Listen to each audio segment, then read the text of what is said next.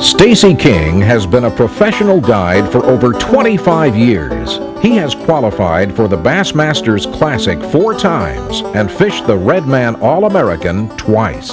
The Carolina Rig with Stacey King was filmed over the course of 3 seasons, spring, summer, and fall. In this video, Stacey not only discusses the Carolina rig, but split-shot rigs and how to fish them as well. Oh, you caught me having a sip of hot coffee. I'll tell you what, it's a cold winter's day outside, and I've been sitting here thinking about fishing. I look out that window and I think, boy, I'd like to be out there catching some bass. So I thought maybe this would be a good time to sit down and talk to you a little bit about the methods of split shotting and Carolina rig fishing. What we're going to do is shoot this video over the course of 3 seasons, spring, summer, and fall, and we're going to try to show you some different types of tackle, technique, and lures, and different depth situations and different weather situations, so that maybe you can apply some of these things to your own fishing. I hope you enjoy it. We're going to show you part of this video out on the water in some fish catching situations, and then we're going to come right back in here and I'm going to show you some different types of tackle. We'll talk about technique, different lures, we may do some map study, and then we'll go back out, maybe catch another fish, and then we'll come back in. We may show you several different things. I want to get into some graphics because that'll give you some more definite information and let you see exactly how these lures work coming along the bottom and around cover and so on and so forth. So I hope you enjoy it, and let's get out there and catch a couple. Folks, we're just getting started out here this morning. I'm going to try to give you a few hints and tips on fishing Carolina rigs and split shot rigs. The situation is it's a pre-spawn situation. The water's a couple, 3 feet high, pretty clear. And what these fish are doing, they're moving up around these bushes in these pockets in the gravel. They're in there building beds, and some of them getting ready to go onto the beds.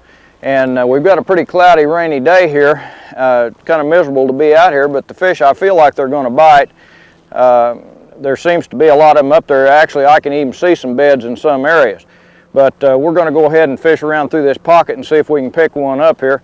And hopefully it won't get to raining and storming so bad that we can't stay out here and fish.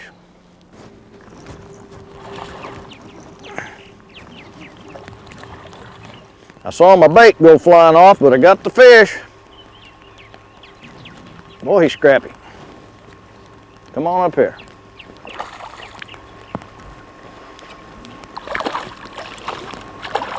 Nice little largemouth. Easy, easy. That fish has been hooked before. I can see a little place in his mouth where he's been hooked and released. A lot of people practicing catch and release today, and I think that's wonderful. We all need to do more of it. I'm going to put you back in there and let you grow a lot bigger. Go on. Folks, when you are working this bait back, you just want to keep your rod up high, like I was saying. And the reason for that being is that when you let that back down and you raise up, and then when you get a strike, drop your rod down almost straight away from you, take up the slack real fast, and then set the hook. And what that does, that gets you into a better position for a good, strong hook set. So don't try to set your hook with your rod tip up high where you're working the bait. Always drop it down, take up the slack fast, and then set the hook. I like to use a little lizard or a centipede worm or just a small worm of some kind in this situation. The water is relatively clear here. If it were dirty, I might be taking heavier tackle like a flipping stick or something like that and pitching a jig or a big lizard or something like that in there. But as clear as the water is, a lot of times you've got to finesse them out of there, and that's why I'm using the lighter tackle here, 8 or 10 pound test line with a split shot rig. Oh, baby. Hello, bass.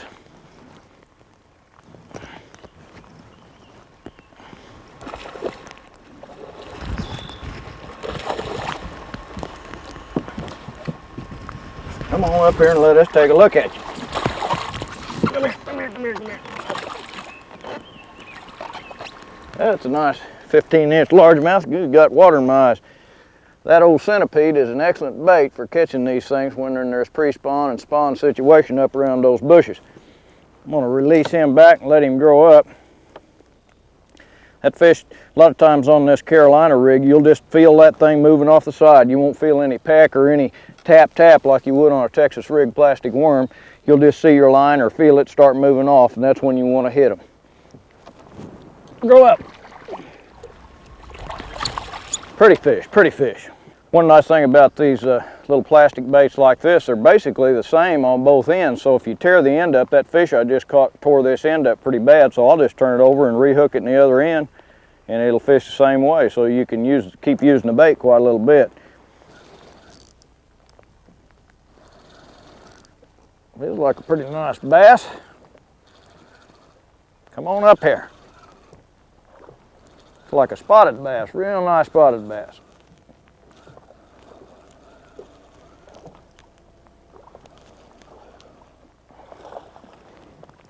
Isn't that a pretty fish? Look how he took that centipede. Oh, come here, baby. I mean, he really got it. Isn't that a pretty fish? About a 14-inch spot, weigh about 1.5 pounds. Beautiful. They're so healthy. Grow up. Let's talk a little bit about Carolina rigging and split shotting. There's quite a bit of difference between the two techniques. The split shotting method is basically a method that's used for fishing lighter tackle in a situation where you want to present a more subtle bait, more subtle approach. Now the Carolina rig fishing is typically with heavier tackle, heavier weights, and you can fish it at deeper depths very efficiently. But first we're going to talk about the split shotting method, and basically what it is, it's just it's a rig that I've been using for years and years, but it's really become popular, and the fellows out on the West Coast are the ones that really started making this thing popular just a few years ago.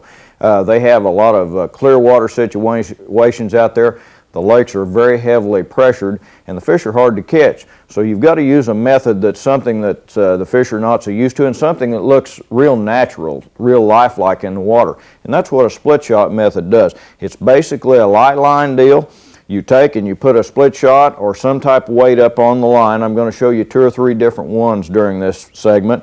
And then you come down and you have your, basically a 14, 15, 16-inch length in between your split shot and your hook and your bait. And the bait I've got on here is just a small worm, but I'm going to show you a lot of baits that will work in this situation.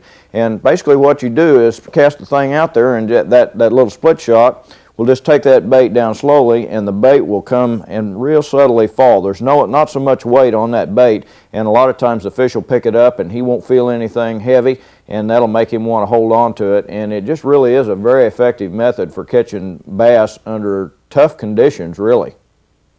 Here's the reels I like to use for split shotting.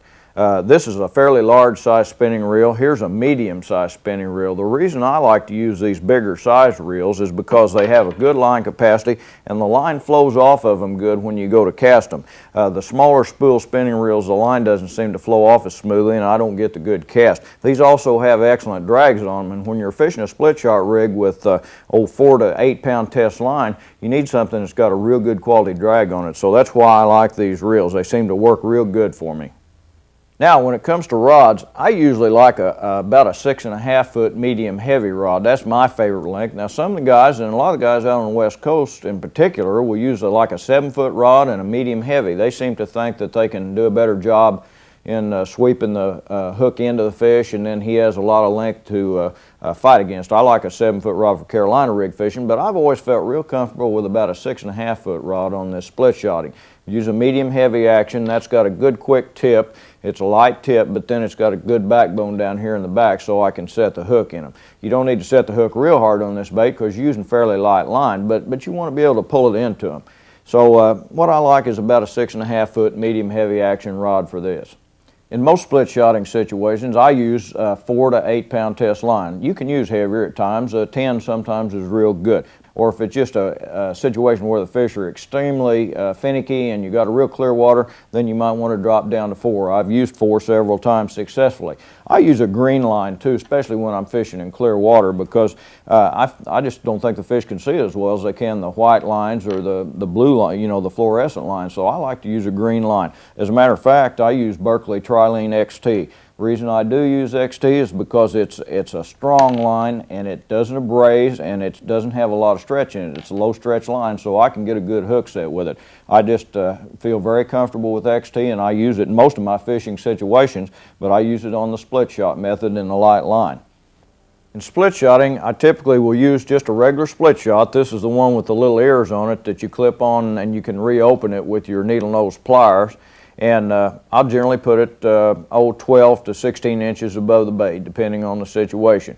There's one other method I like to use besides just a regular split shot, and that's what they call a mojo rig, or Don Ivino has one, and he calls it his ultimate pegging system. And what it is, it's just a small cylinder type hollow split shot. It's just a hollow tube is what it is. And what you do, you slide that thing on your line, and then there's a little wire that you slip through there, and you pull a little piece of rubber band up into that and through, and then clip the rubber band off at the end, and that holds it on the line. And actually what you're doing here with this thing, you don't crimp the line, and it's snug, and you can also kind of move it up and down on the line, and it just holds in place real good. And one thing I do like about this type sinker is the fact that it doesn't get hung up quite as much as a round split shot will. So I've been using that little Mojo rig or Don Ivino's rig quite a bit the last couple of years when I'm using the split shot method, and it seems to work real good.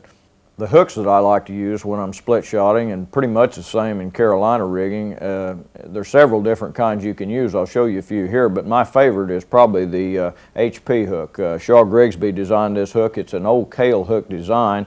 It's got this bend and comes around, and also he's added this little clip to it that holds the lure in place on the hook, and I really like that feature in it. But it's just an extremely good hook for good hook sets. I just hook a lot of fish good with it, and they stay on there. That's why I like it. I've got good confidence in it. Some of the other hooks I like are just the old standard worm hook like this.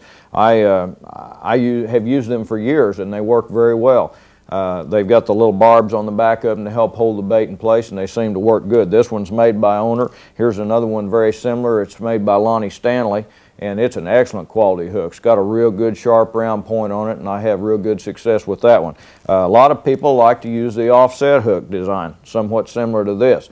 I like them at times, but you know, I've just got my own preference. But these will work just as good. If it's a type hook you like to use, then that's what you want to use. Basically, you need to build confidence in your own type tackle, and you'll do a lot better with it.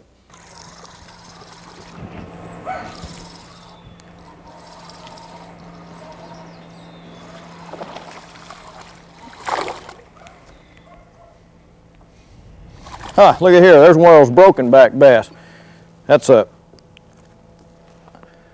spotted bass that's had his back broke at one time or another, and he's gone ahead and grown out of it. He's pretty relatively healthy, other than he just deformed all the pieces. He sure liked that little low lizard on that centipede. That's such a fine nesting bait, or you know, pre or spawn or post spawn, even when the fish are real shallow. It's just an excellent little lure to catch them on.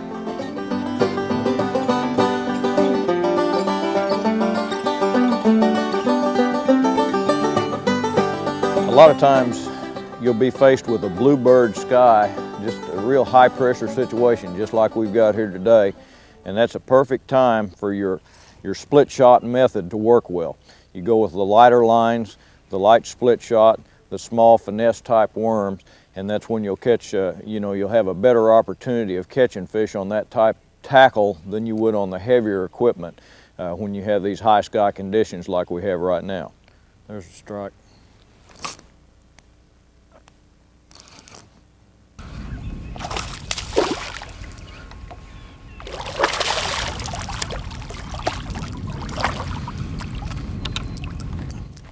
Nice spot. Nice spotted bass.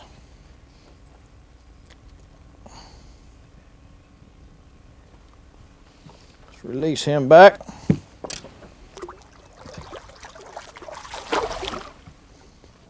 When I'm fishing a split shot rig, I use a variety of different lures. You can use anything on the back of a split shot rig. Gosh, any type of plastic bait will work. Now, here's a variety that I use. from the small 4-inch worms. Here's the reaper that they use out on the West Coast a lot. A lot of those guys use real finesse baits when the fishing's real tough and maybe the fish are feeding on real small bait fish. You've got a little tiny minnow looking reaper right here. They use things like that. We use the crawdads in the real small sizes, a little larger. Just the typical old grub is good. The hula grub that has the twin tail is a real good bait. Sometimes I'll split shot a gets it or a tube lure of some type. And then of course the regular old 4 and 6-inch lizards. They're just great lures on split shot rigs. A lot of it just depends on where you're fishing, what the time of year is, and what the fish are feeding on. Different sizes of bait makes a difference. So really don't be afraid to try any lure on the back of a split shot rig.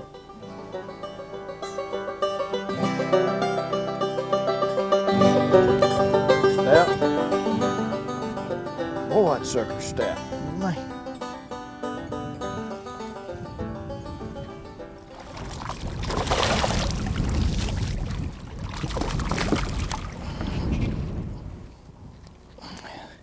Good keeper spot.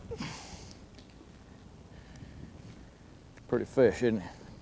Green pumpkin lizard again, Carolina rig. Now out on this flat point, there's not much bottom cover out there. It's just pretty much sand and gravel, and I'm basically just fishing a 3/4 ounce sinker with 2 beads in your swivel, and then I've got about a 3 or 4 foot 10-pound test leader on there. I've got 14 on my main line and 10 here on this rig for fishing this real clear water. And it seems to be working real good. That one was on a zoom, watermelon zoom lizard. What's a big old spot.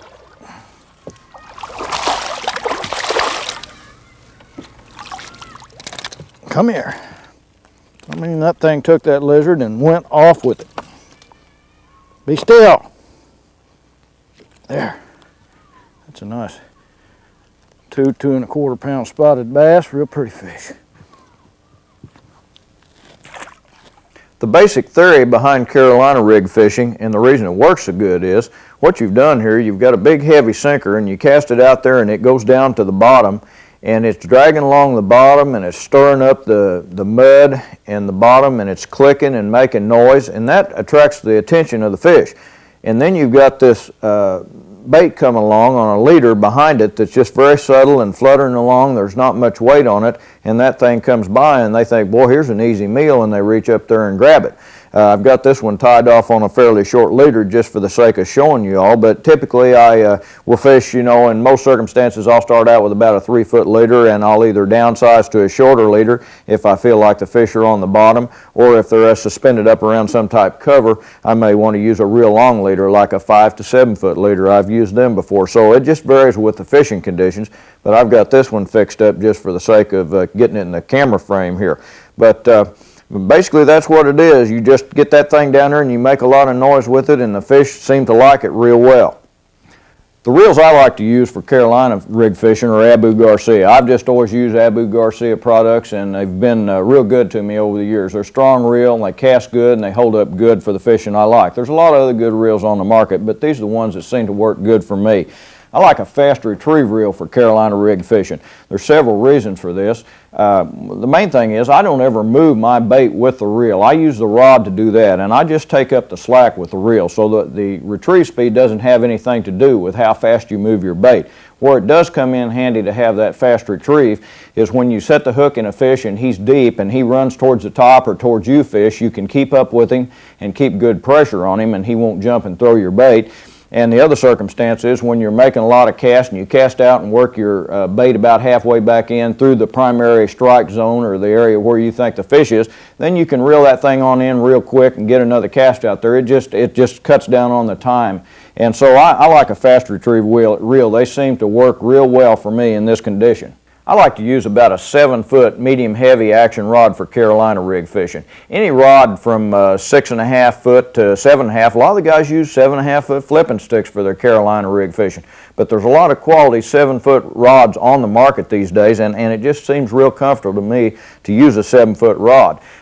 This is a Bass Pro Shop Pro Qualifier rod. It's a new series they've got out, and I really have good success with it. It's made out of high quality graphite and very sensitive, and it's real strong down the backbone. It's got a good quick tip on it, but it's got a lot of strength down here in the backbone, and it seems to work real good for what I use it for. And the reason for using these long rods with this Carolina rig is the fact that you have a long leader there from the sinker down to your hook, and you have to make a long cast with it, and it takes both hands, and that rod will kind of bolo rig that thing out there. And so it really is necessary to use a 6.5 to 7.5 foot rod when you're using a Carolina rig with a long leader. When it comes to line and Carolina rig fishing, I typically will use a 2-pound heavier test line on my main line than I do on the leader size. And there's a couple of reasons for that. One is that every time you get hung up and break off, you'll lose your leader and your hook, but you won't lose your slip sinker and your swivel and your beads and everything else. So it really is generally a good idea to use a little lighter leader than your main line. And also it's got good shock power up there when you go to set the hook. In most of my fishing conditions with a Carolina rig, I like to use about a 17-pound test main line, and then I'll use a lighter leader. You know, that varies. It just varies on the fishing conditions. Anything from 10-pound to 20-pound plus. I've been even using the new braided line some on a Carolina rig on the main line down to the swivel, because the stuff doesn't have any stretch in it, and it's just real strong. You can get an extremely good hook set, and it's real sensitive. You can feel everything down on the bottom with that line, and it's a pretty good line for Carolina rig fishing. And most of the time, up until this stuff came out, I've always used Trilene XT. I like Berkeley line real well, and XT is low stretch line, so you have real good sensitivity, and you can get a good hook set with it. One of my favorite situations for like on a Clearwater lake, like Table Rock for instance, where I live, I'll use about a 14-pound test main line and a 10-pound test leader. I seem to have real good success with that. Or if I'm fishing down on Lake Sam Rayburn around the grass, I may be using a 17 or 20-pound test main line, or maybe the braided main line, and then I'll use either a 14 or a 17-pound test leader. As far as the main line is concerned, I don't really think line color really makes that much difference. I'll use a clear main line, or maybe even the braided lines that are light in color. But when you get to the leader, I think it's critical that you use a green leader, especially in clear water, because I really believe those fish can see that clear line and that fluorescent line. So I typically will use a green leader, and I think it works a lot better for me in most of my fishing situations. Fish. There he is. Folks, we're out here on a real hot summer afternoon, and I tell you what, to me this is one of the greatest times to fish a Carolina rig. The fish tend to move out on the points and breaks, and they ball up around the shad, feeding on shad, and you can really catch some nice fish. So, oh, he got off on me.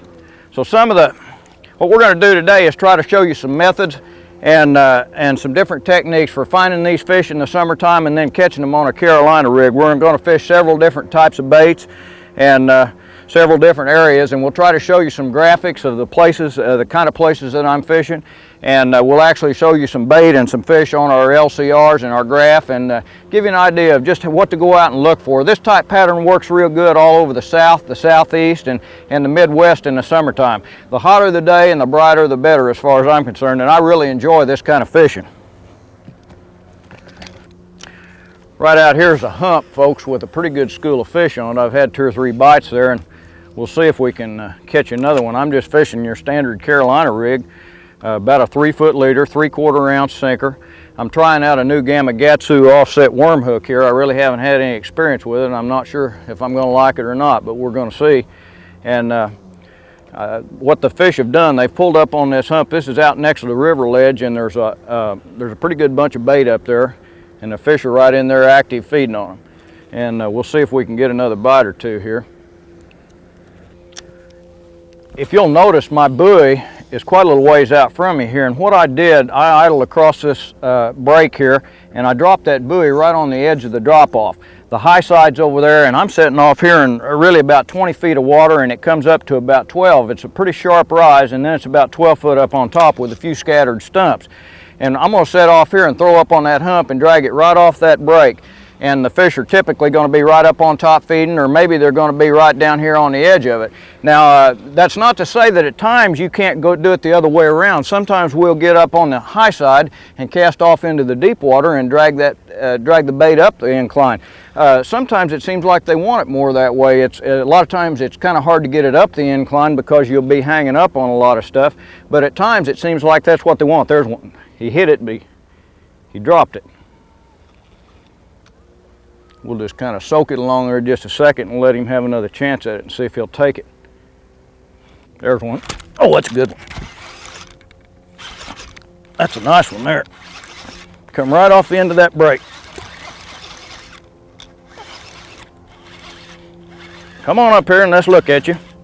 We're fishing on a lake here that's got quite a few largemouth and spotted bass, and I'm fishing with a 9-inch worm right here, if you'll see that.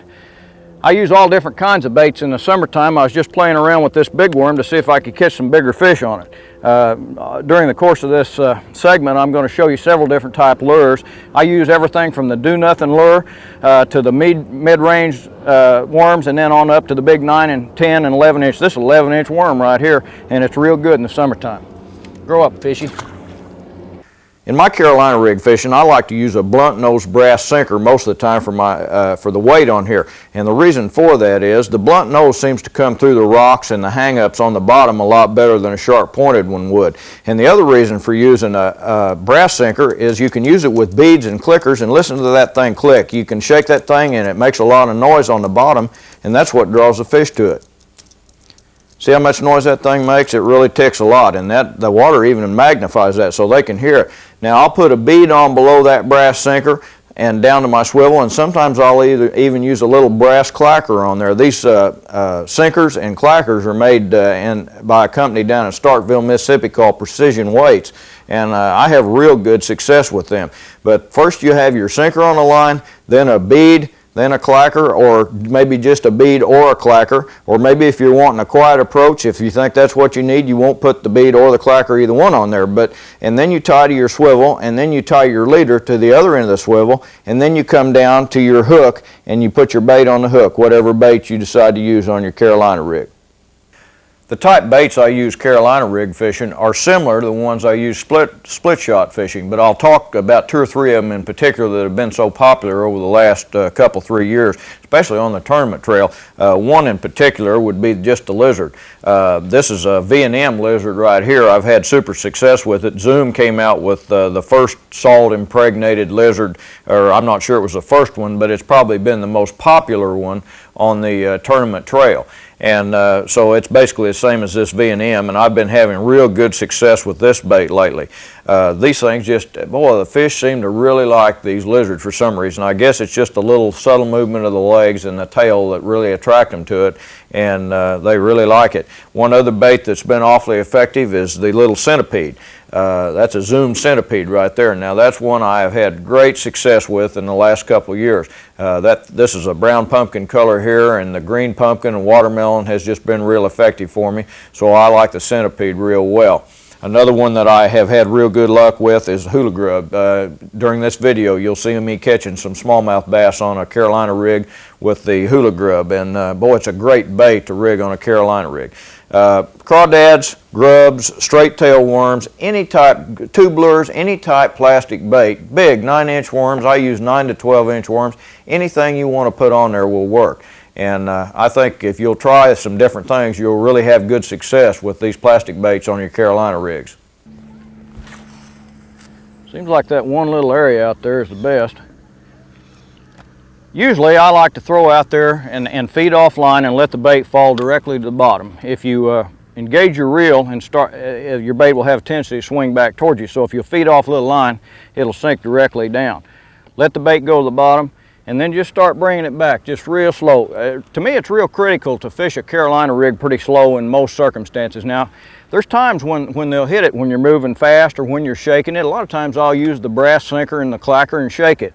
But it seems like an awful lot of the time you have to really move the bait slow.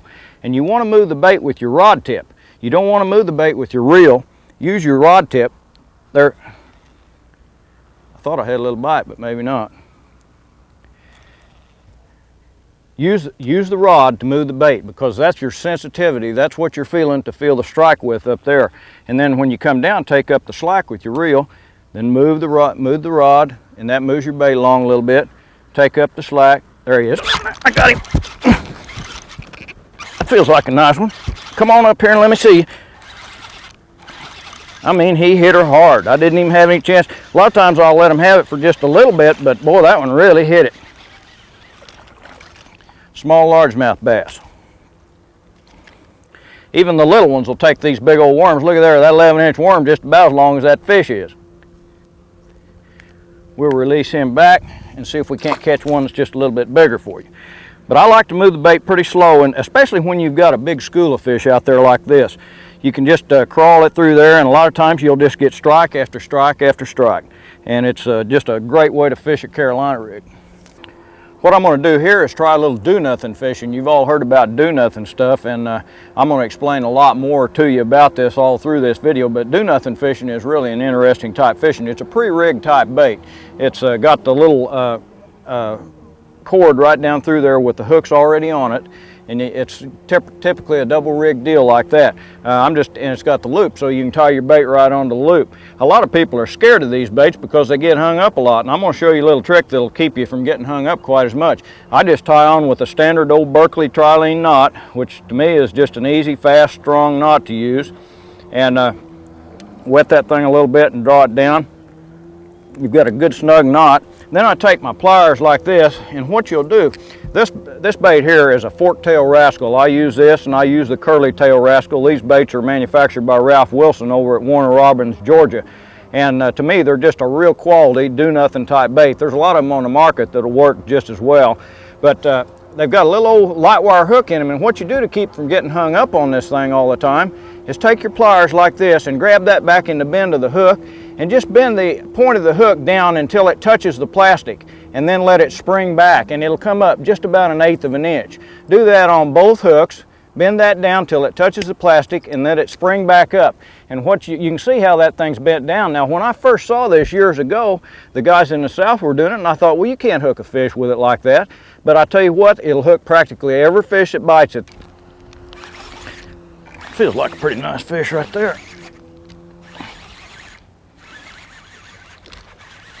Getting back up on top, maybe. Come on, jump.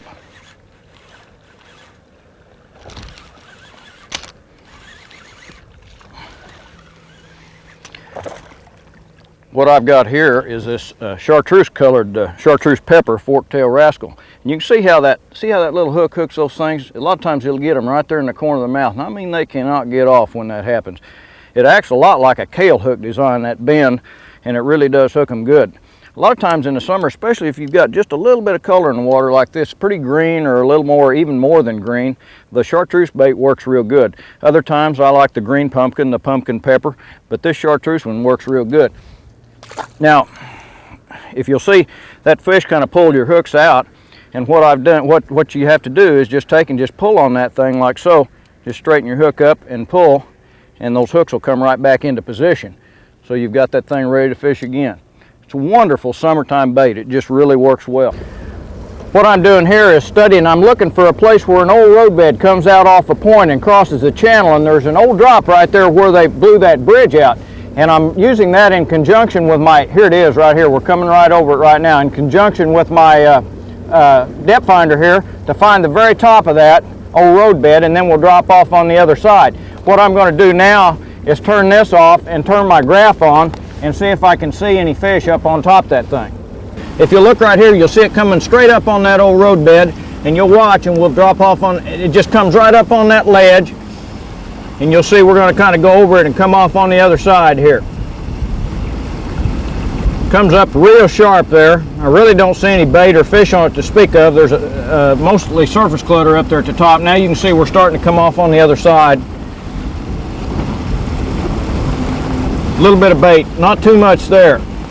Sometimes you find them and sometimes you don't, but you got to go out and you got to cover a lot of water until you find 4 or 5 spots, and usually once you find them, they pretty well stay on the same spots day after day in the summertime.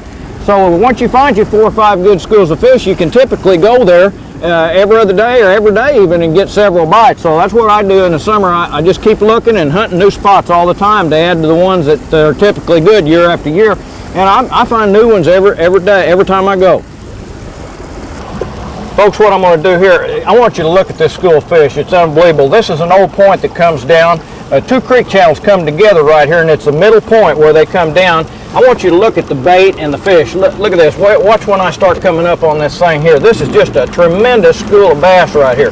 You know it's bass because it's larger hooks. There's where I went over it the first time. Now look at them as I start coming up here. I'm coming right up on that side and see if I can find these fish here now. Here they are right here. Look at that school of fish right there alongside that point. Can you see that? Boy, there's a bunch of nice bass there. Most of them are in about 10 to 14 foot. Look at them. Boy, there's a bunch of them along there. Here, I'm going to toss that buoy out. And it's just to the north side of where I drop, the fish are just to the south side of the buoy. I drop that buoy just on the north side of them. There's a whole bunch of them right along that ledge there. I'm going to back off here and ease up on them and throw that Carolina rig in there.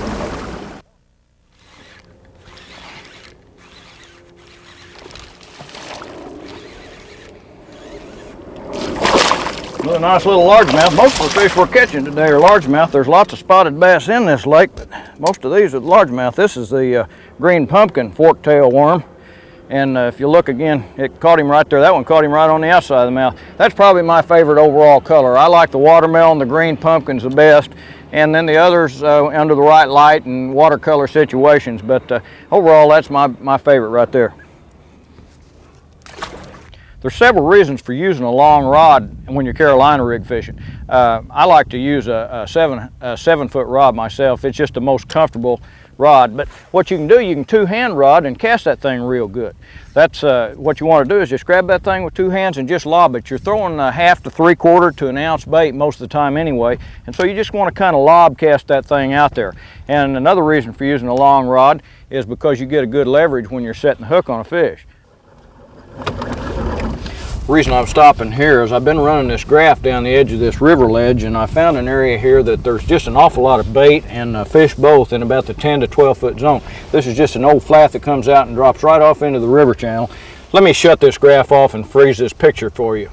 See, as we came off the edge of this river ledge, look at the bait, and there's some scattered fish in that bait. Most of it's in about the 8 to 12 foot zone. Should be a real good place to drag a Carolina rig off that. There's probably a stump or a big rock right there, and we'll drag that Carolina rig off the edge of it and see if we can pick up a few of those.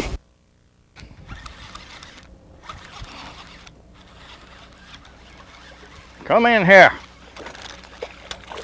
Nice little largemouth. They really like that pumpkin 11-inch worm today for some reason or other. It's just, I fish this thing a lot in hot weather, even other methods besides Carolina rigging, flipping or pitching into treetops or anything. Seems like hot water, they like those big old worms. I want to show you this method that I use to rig this sometimes.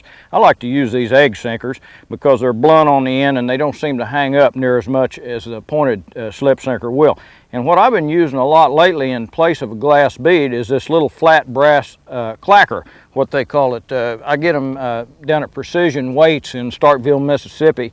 And a couple reasons I like to use that. I like it because if you're using a brass or lead sinker, it ticks against that clacker and makes a noise if that's what you're wanting. And then the other thing is these things are machined so nicely. It seems to me like I have a problem with some glass beads cutting my line or fraying my line. And these little clackers, I don't seem to ever have that problem. So I kind of eliminate the problem of frayed line, and then you come on and tie it down here to your swivel. Here's a couple little tips for you. What I like to do with my terminal tackle, all my Carolina rig stuff, and just my sinkers and hooks for Texas rig and everything else, I keep organized in a little box like this. It's got several little slots where I can keep my sinkers separated, my hooks separated, and it just seems to work out real nicely, and doesn't take up a lot of area in the boat. So I try to organize my stuff real thoroughly in a little box like this. And one other thing I want to tell you about throwing a Carolina rig, and especially if you're trying the new braided lines, if you'll put some Real Magic or even some Armor All on your line, if you'll spray it real good before you go to casting, that line will slide through those guides a lot freer, and you'll have a lot better success casting. So try those things on your line and see if it doesn't work real well for you. Now, a brief recap. Springtime, you look for your fish typically in the shallow, flat spawning areas. But now summertime's a different thing. You want to go out and you want to look for the deep offshore structure. What I'll do a lot of evenings before I'm going to go fishing, I'll sit down at home and I'll study a map, and I'll find me a half a dozen places that have an offshore hump or a ledge dropping off into deep water, and then I'll go out and I'll run over them with my electronics and see if there's any cover, see if there's any bait, or if I can see the fish on the electronics. And that's the way I find a lot of the good honey holes in the summertime. Fish typically tend to school more in the summer, and they'll move up on these ledges and these humps and drop-offs, and they may stay there all summer long. So if you can find you a few good ones, you may have a place that you can go back to time after time and catch quite a few nice fish. And I'll find a lot of these good spots in the evening before I go out fishing the next day. And I just can't stress the importance of map study and finding these spots, because I find so many good ones, and there's so many fish out there in these summer situations, and really a map is so critical in your fishing anytime that I really want to stress that you should learn to study your map, and you'll find a lot more fish by doing that.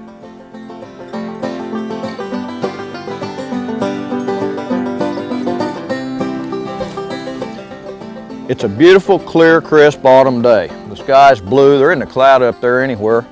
The air temperature is probably running about 60, probably right now about 60 degrees. It's about 10 o'clock in the morning. It was cold this morning early. We just now got out here, and we're going to try to give you some tips on catching fish post front on a Carolina rig. We had 4 or 5 days of real cloudy, rainy weather, and the front passed through. It was clear and cold yesterday. The high pressure system was really the highest yesterday, and today it's going to be a little bit better fishing conditions, I hope. But anyway, we're going to be fishing deep with a Carolina rig, probably in the 15 to 30 foot zone, and I want to try to give you some tips on how to catch fish post front like that, fishing a Carolina rig with small baits. We're going to be fishing a lot for smallmouth and spotted bass, and some largemouth too. We'll be using grubs and plastic worms and some jigs maybe on a Carolina rig, just to give you some different things to, different ideas to use out there in your own fishing. And this will show you that you can catch fish on a clear, bright day like this. So if you all stick with me, we'll see if we can't catch one or two here. Yes, that's what we've been hunting right there. Now, I mean, those things really can fight. So strong. So strong. He's not that big, but boy, he's a pretty fish. I mean, they are absolutely strong now.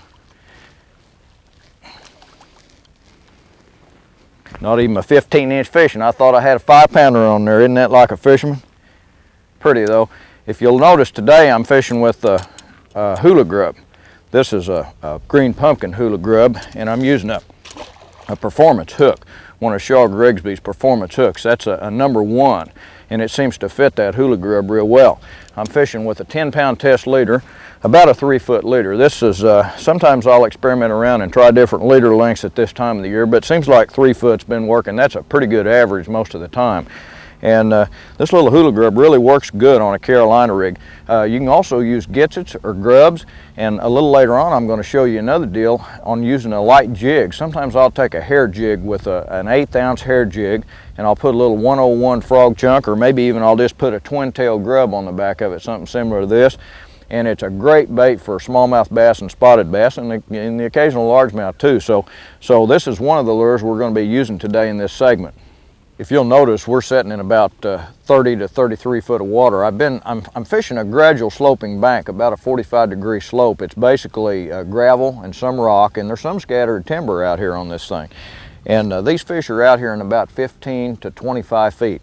And what I'm trying to do is hold my boat out in about 30 and cast in and just work this Carolina rig down over those little rocks and all across that gravel. And these smallmouth and spotted bass are laying out there feeding around on crawdads on that, and that's basically what we're trying to do, is imitate a crawdad coming along. That feels like a pretty nice fish there. He's dogging around out there. There it is, a smallmouth. Boy, it's a nice one too. Oh, come up there and jump, you little devil. Those things are so scrappy.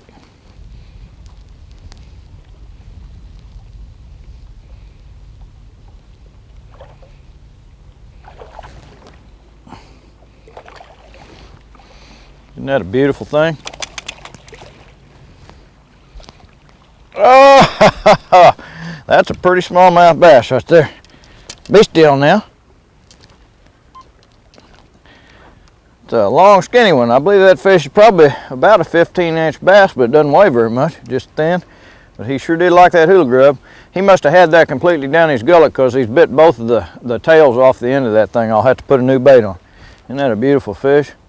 We'll release her back. She was about 20 feet deep, and boy, when she hit it, thump, she really took it.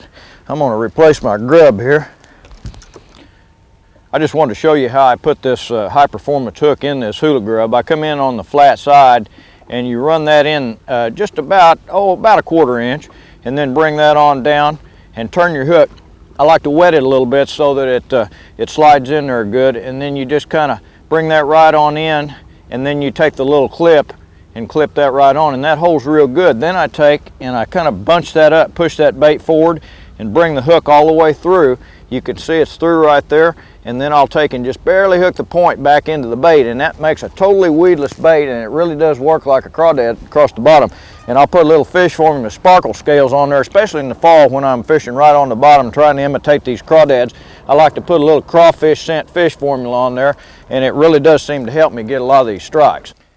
I specifically wanted to do a little bit on smallmouth bass. I love to catch them. They're just beautiful fish, and they're such great fighters. And the segment we're doing, of course, is in the fall. And what I do to find those fish in the fall, they typically like the ledge rock and the chunk rock banks and the 45-degree angle stuff. And I'll go and hunt them on the map and find some areas like that, and then go out and look for them the next day with my Carolina rigs, and seem to have a real good success rate doing that. You know, I was going to show you another method that I like to use in the fall when the big spotted bass get real deep on my home lakes and on the White River chain in Missouri. They'll tend to get out in the 40 to 60 foot range, and what they do, they get out on these big flats and just follow the bait fish around. The basic forage here is a threadfin shad, and it's a pretty free roaming open water bait fish, and these big spotted bass follow them around out on these big flats. And what I do is get out there with my LCR or a paper graph, and I'll just idle around until I find the bait fish, and usually you can see some fish there with them, and sometimes even if I don't, I'll go ahead and drop down and fish for them with various different baits. But I catch an awful lot of fish this time of year on a Carolina rig, and I like to use about a big 8-inch worm and drag it around down there, and with a 3/4 or 1 ounce sinker, and I vertical fish it a lot. I just drop it straight down to the bottom and then just drag it around with the trolling motor real slow. It's pretty hard to cast and fish that deep, but you can drag it, and we'll catch some really nice ones doing that. If you look right here, you can see I've idled across this flat and found this big school of bait fish, and they're about 48 to 50 foot deep out here. And I don't see any fish right in there with them, but just before I got this big school of bait, I saw a couple of nice arcs on the screen there, so I'm going to stop and try it just a few minutes and see if I can catch one. Here's a fish right on the bottom. Can you see that one right there? Here's another one suspended up at about 32 feet. That fish there is about 58 feet deep, something like that. These fish are extremely deep right now. I don't know why they're so deep. Look at this big school of bait I'm coming across right now. It's in the 58 to 60 foot zone. Now that is really deep, but they're down there, and I mean, that's when you catch a lot of big football-sized spotted bass around that bait when it's that deep. They really get down there and get after it. You know, this is one place where when I'm fishing out here real deep in this 55, 60 foot water, I tend to like to use this new braided line. I mean, I haven't always used it. I used to use monofilament all the time, but since they've come out with the new braided stuff, it gives you a lot more sensitivity down to your swivel. What I'll do is use that braided stuff down to the swivel, and then I'll take and use a piece of about 10-pound test monofilament down to my bait, and I get super sensitivity, and I can feel the bite real good. I know a lot of you folks where you live may not have this 50 or 60 foot water to fish, but this same pattern will work on flats anywhere in the fall, out in even 10, 15, 20 foot depth zones. So don't forget it just because I'm fishing out in 50 or 60 foot, and I know a lot of the lakes that you live on, like a lot of the Georgia and Alabama lakes, have big spots out in real deep water, and this method will work great there. And what I do is I just get out here on these flats like this and find my fish on the LCR or the graph, and then I take my Carolina rig and I just drop that big sinker straight down. I just feed off line till it gets down to the bottom, and then I'll just move around with the trolling motor and just let the wind action move the boat. You don't have to pump the bait or anything with your rod tip. Just keep a fairly tight line and be in a position where you can drop your rod and set the hook when that fish bites it. I move around a lot with just with the trolling motor out here, and boy, I mean, it's a great way to fish real deep water in the fall. Here we are at 57 feet. Look at the bait and the fish with them right in here. Bait fish right on the bottom, real good school of of spotted bass right there, 56, 57 foot deep. I should get a bite right here. We'll drag that bait on through them just real slow. Just see what happens.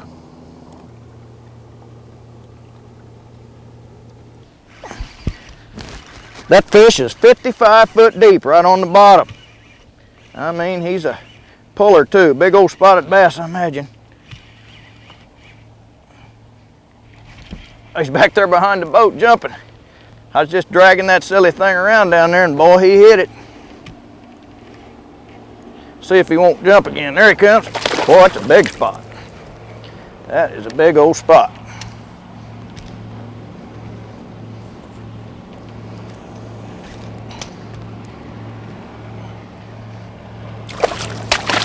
Look at him come up. Isn't that a beautiful fish? Now that is fall spotted bass fishing right there. Come here, come here, come here. Look at the size of that thing. Look at the belly on that fish. Now that's 55 foot deep right on the bottom is where I caught that baby. I mean, he ate that big brown worm. I use this big green pumpkin worm. I mean, he had it good too. That performance hook, I mean, it just hooks him so good. I'm gonna have to get the pliers to get that thing out of his mouth. It's not in his gullet, it's just in the bone right there in the side of his mouth. Look at the beauty. I mean, that's about a, well, it might be a 16 to 17 inch fish, and look at the belly on that thing.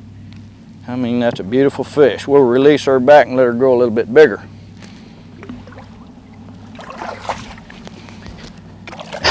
Isn't that a pretty fish? Look what she did to my worm. That's kind of a brown green pepper, just a little old twiddle tail worm, and I really have good success with that. There's a lot of manufacturers make worms like that, and it seems like in the fall this time of the year they want a bigger bait like that. And I do this same type fishing with a jig quite frequently, but a Carolina rig's good because a big heavy sinker, you can get it down 50 foot deep and just drag it around. There, got him. Oh. Lost control of the reel handle. He was just swimming along with it, with me, and when I set the hook in him, I don't think he's too big, but he was right on the bottom at 55. I don't know what I got a hold of, to tell you the truth. It's a fish, that's all I know. There he is. Oh, it's a pretty nice spot. Pretty nice spotted bass. Yeah. Come here. Look how fat that is. Belly on that thing. See that brown worm? They really like that thing this time of year for some reason. Beautiful, beautiful fish those spotted bass are. And they sure do. That one didn't fight like that last one I caught, but he was mean enough. Get down there and add another pound or two. If you're not sure whether to use a split shot rig or a Carolina rig, let the conditions determine that for you. If it's a real clear water situation and your fish seem finicky, then you'll probably want to use a lighter line and a slower, smaller sinker on the split shot rig and just let that bait float down real slow around the cover, and the split shot will probably work better in that situation. If you've got a heavy cover situation, a little more color in the water, fish may be a little bit more aggressive, then I'd go to the heavier tackle and use the Carolina rig. And maybe use a 1/2 to 3/4 ounce sinker, and if the fish are deep, then you'll want to use a full ounce sinker. So just let the conditions show you what you need to use. You know, most of this video has been shot in relatively clear water. A little bit of the summer segment we did in some river situations where the water was a little bit more off-colored, but the Carolina rig is such an exceptional method in clear or dirty water. That's one thing I want to stress to you, that it's not just a clear water method, it's good in dirty water too. As a matter of fact, I had a friend, we had a flood here a couple weeks ago, and I had a friend fished a tournament here, and he was catching them up in a river situation, and he told me that the visibility in that water was 1 inch. He could see his lizard. He was using a pumpkin lizard, that's brown, in brown dirty water, could see 1 inch, and he was catching 50 to 100 bass a day up there and coming in with a nice 5-fish limit that would weigh 12 to 15 pounds. You know, so Carolina rigging is not just a clear water method, it is for any watercolor. You just have to try it and see if it'll work. I've had a great time putting this video together for you folks on Carolina rig fishing. I just love to fish them, but it's not the only good way to catch bass by any means. There's so many different ways, and you know, Bass Pro Shop's Outdoor World video library has got several videos. As a matter of fact, this is the third one I've done, and there's so many other good ones on different methods of catching bass. Larry Nixon's got a couple, Kevin Van Dam and Woo Daves has just done a couple on river fishing. And boy, these are great ways to pick up tips and increase your knowledge on how to catch bass in general. So if you get the opportunity, you ought to take a look at a few of the other videos too. There he is. Oh yeah, little old smallmouth, I think. He's not too big. He's stout.